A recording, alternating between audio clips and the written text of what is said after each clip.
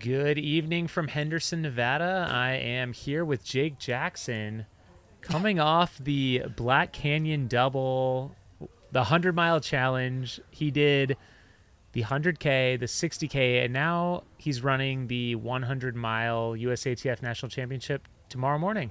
Yeah. Welcome. That's all within a 7-day stretch. Right. Do you realize this? Yeah. I was definitely not planning on being here, but thankfully I was on vacation. My wife was totally fine with me coming out here, and yeah, this will be my 4th time running this race, so didn't want to miss it. Nice. Well, I definitely want to chat with you for a few minutes before we get started tomorrow. Tell our viewers out there a little bit about this race, why you've run it before, and what made you even think about coming back this year.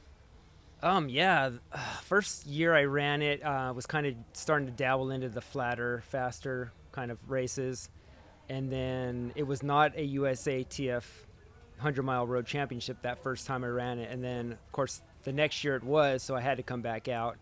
And, the second year I ran my PR for my 100-mile, which, I was really happy with how that day turned out. And then came back the year after that, I believe, and had a little bit of a rough year. And I was like, I'm kind of like done with this race, but came out here one year, I think it was 2 years ago, and kind of jumped on the live stream, was helping people crew, and it's an awesome environment. So I just wanted to come back out this year and see what I could do a week after running Black Canyon.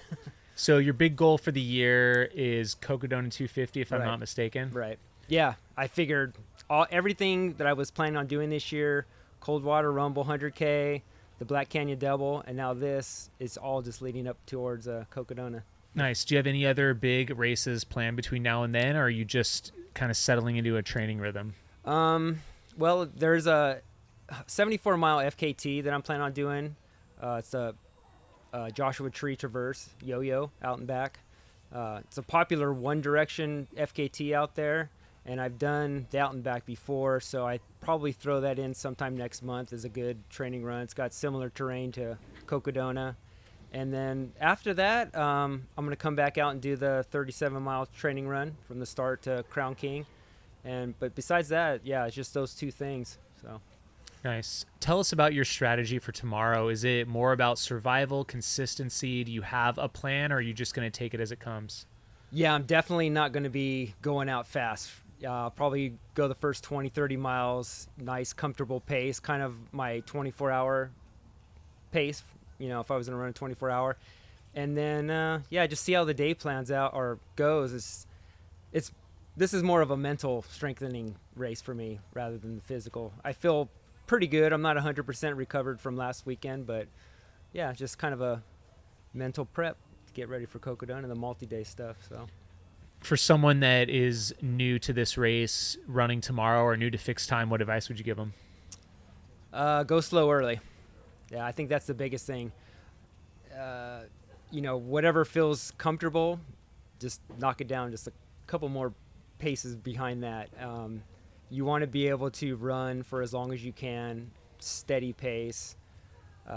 Eat early, that's a big one. Try not to get behind on your calories. So, yeah. I haven't talked to you much about your Black Canyon experience yet. How was that turnaround with? What time did you finish your 100K, and then when did you get some sleep? What did you do with that time in between the two races? I think I finished around 8:45 that night.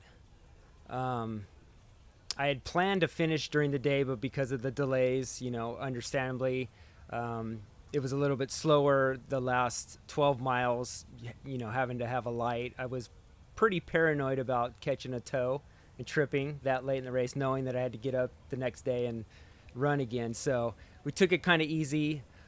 It was funny. I finished, and then Chris Warden came over and was like, hey, dude, if you want to get on the live stream, come on over. So I ended up talking to him and AJW for a while, which was really cool. Spent a little time trying to collect my drop bags, got on the shuttle bus back to the parking area, and then a couple friends of mine, we were all staying at the cabins up at Bumblebee. So it took that, it was about a 35-minute drive up there.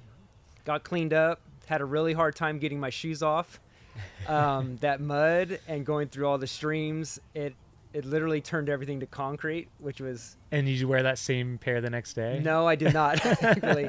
I actually had to get a meat thermometer to unpry my shoelaces to get them. Oh my God. Yeah. Like uncake the mud. Right, yeah. So it was pretty wild. Got cleaned up and was laying in some compression boots that I had brought for recovery. And just as I was about ready to go to bed, my two roommates came in, so we kind of talked for a little bit. I ended up getting about 4.5 hours sleep, which I had no idea if that was going to be enough, but woke up the next morning and got out of bed, and I was like, you take those first couple steps because you don't know how your legs are going to feel, and they felt actually really good. So, yeah, I guess 4.5 hours was a good amount of time for me to recover. So Nice. Well, Jake, thanks for chatting with us. Best of luck Absolutely. tomorrow, and we'll be Thanks. watching you on the live stream. awesome. Looking forward to Cool. it.